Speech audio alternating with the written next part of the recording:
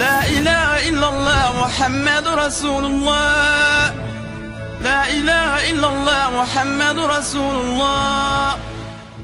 Assalamu alaikum wa rahmatullahi wa barakatuh. On se retrouve aujourd'hui, frères et sœurs, pour une vidéo de réfutation de certains mensonges de l'apostat Majidou Kacha sur le vol dans l'islam. Nous allons visionner deux passages de la vidéo, ce qu'Allah a oublié de dire dans le Coran. Nous allons d'abord visionner le passage qui va de 3 minutes 50 à 4 minutes 12. Allons-y.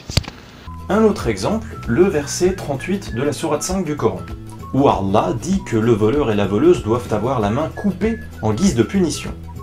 Ce verset, qui révèle une loi brutale dont la plupart des musulmans occidentalisés ont honte, n'a jamais été contredit par le moindre autre passage dans le Coran, ni même abrogé par Mohammed lui-même dans sa sunna.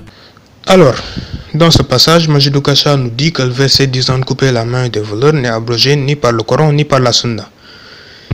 Ici, Majidou Kacha démontre son hypocrisie. Parler du fait que ce n'est pas abrogé par la sunna est un acte qui démontre ton hypocrisie, parce que pour d'autres versets, tu n'en avais rien à faire de savoir si c'est abrogé par la sunna ou non. Pour les versets concernant la punition des fornicateurs, par exemple, tu n'en avais rien à faire de savoir si c'est abrogé par la sunna ou non. Tu t'es limité au Coran. Ce qu'il faut savoir avec Majidou Kacha, en fait, c'est que lorsqu'un verset n'est pas abrogé dans la sunna, là, Majid parle de la sunna, sans problème. Mais quand un verset est abrogé dans la sunna, là, Majid parle uniquement du Coran. Il ne parle pas de la sunna. Donc, Majidou Kacha parle de la sunna uniquement quand ça l'arrange. Quand l'abrogation n'est pas précisée par la sunna, là, il parle de la sunna, sans problème. Comme il a fait dans cette vidéo. Par contre, quand l'abrogation est précisée dans la sunna, là, il ne parle pas de la sunna, il se limite au Coran. Il fait comme si la sunna et l'abrogation n'existaient pas. Par exemple, le verset concernant le vol n'est abrogé ni dans le Coran, ni dans la sunna. Résultat, Majidou Kacha peut parler de la sunna sans problème, comme il a fait dans cette vidéo. Ni même abrogé par Mohammed lui-même dans sa sunna. Ni même abrogé par Mohammed lui-même dans sa sunna. Lui-même dans sa sunna. Lui-même dans sa sunna. Par contre, dans la sunna, le verset de la flagellation des fornicateurs abroge le verset du confinement à vie. Donc ici, l'abrogation est précisée par la sunna. Résultat, quand Majidou Kacha a parlé de ces deux versets dans son livre, il n'a pas parlé de la sunna. Il n'a pas parlé d'une possible abrogation par la sunna. Il s'est juste limité au Coran. Il en a conclu qu'étant donné que le Coran ne précise pas d'abrogation, il n'y a pas d'abrogation. Cependant, le Coran est un catalogue de textes qui vont dans tous les sens, sans chronologie abrogative précisée par lui en ce qui concerne l'histoire des lois pénales sanctionnant l'épouse fornicatrice. Et rien ne permet de savoir en ce livre si la peine du fouet nous est parvenue avant ou après celle de la séquestration dans la maison, ni même de savoir si l'une de ces deux peines est formellement destinée à abroger l'autre. Voilà, donc là, il nous explique qu'on ne connaît pas l'ordre de révélation des deux versets, lequel est apparu en premier, etc. Et qu'on ne sait pas si l'un est destiné à abroger l'autre. Attention donc à ne pas céder à la facilité de chercher une raison exogène au Coran pour arriver à faire dire à ce livre ce qu'il ne dit pas.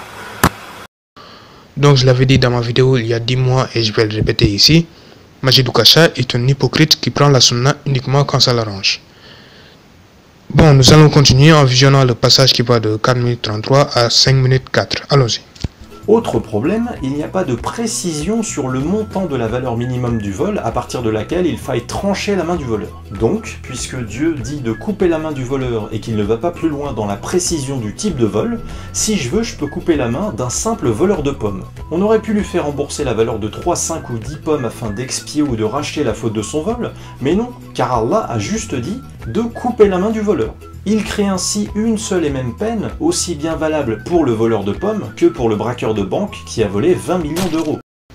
Donc Majidou Kacha, comme d'habitude, essaie de démontrer que le Coran ne peut pas être d'origine divine car il ne précise pas certaines choses. Pour faire cela, il a entre autres donné l'exemple du fait que le Coran ne précise pas le montant minimum du larcin. Puis il en a conclu qu'étant donné que le Coran ne précise pas le montant minimum du larcin, il peut, s'il veut, couper la main d'un voleur de pommes. Alors, ton affirmation selon laquelle si tu peux couper la main d'un voleur de pommes est totalement fausse. Tu ne peux pas couper la main d'un voleur de pommes, étant donné que la deuxième source de législation islamique qu'Allah demande de suivre dit que le montant minimum du larcin est d'un quart de dinar.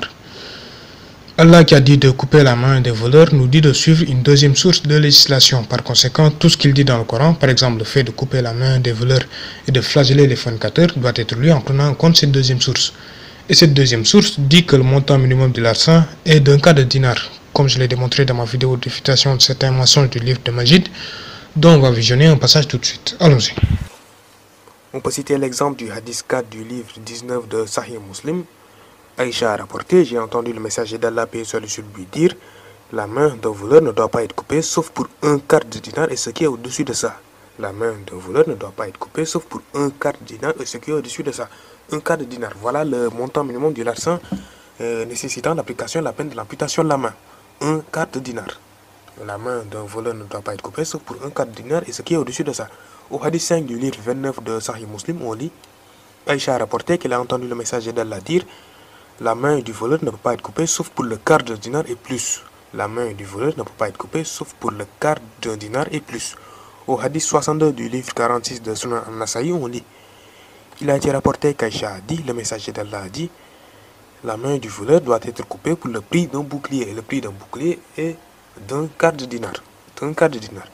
Au hadith 18 du livre 86 de Sahih al-Bukhari, on lit Aïcha a rapporté, le prophète a dit la main doit être coupée pour le vol d'une chose qui vaut un quart de dinar ou plus. La main doit être coupée pour le vol d'une chose qui vaut un quart de dinar ou plus. Donc, comme on vient de le voir, Majid, le montant minimum du larcin est bel et bien présent dans les textes islamiques. Ce fait, ton insinuation selon laquelle un enfant peut se faire couper la main pour vol de sucette est complètement mensongère. On ne coupe pas la main pour vol de sucette, étant donné que ces peines s'appliquent uniquement quand le prix de l'objet volé est au moins d'un quart de dinar. Même chose pour la pomme. On ne coupe pas la main pour le vol d'une pomme, comme je le disais, comme nous le montrent les textes islamiques que nous avons cités plus tôt. Pour que la peine puisse s'appliquer, l'objet volé doit valoir au moins un quart de dinar. Donc, comme on vient de le voir, la deuxième source de législation dit que le montant minimum de larcin est d'un quart de dinar, ce qui était l'équivalent d'un casque à fer et d'un bouclier. Par conséquent, ton affirmation selon laquelle si tu peux couper la main d'un voleur de pommes est totalement fausse. Certains anti-islam font comme d'habitude parler du fait que Majid critiquait l'imprécision du Coran. Or, cela n'a rien à voir là-dedans.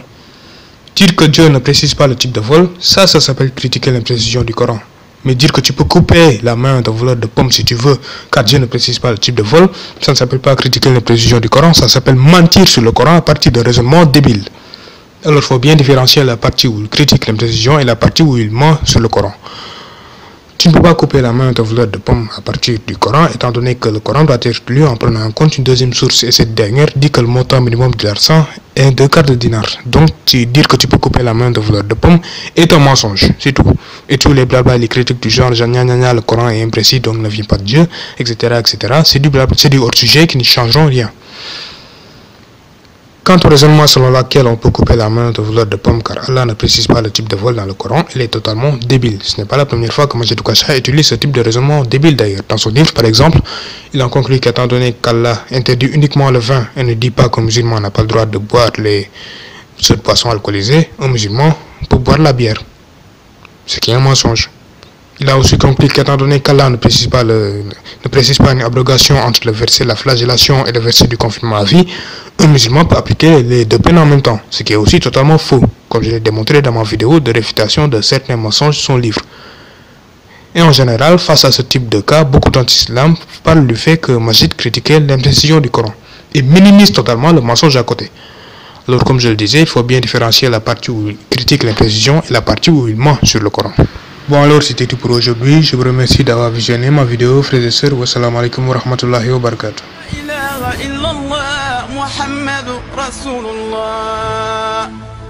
أتيت بالسنوي ثم أهلي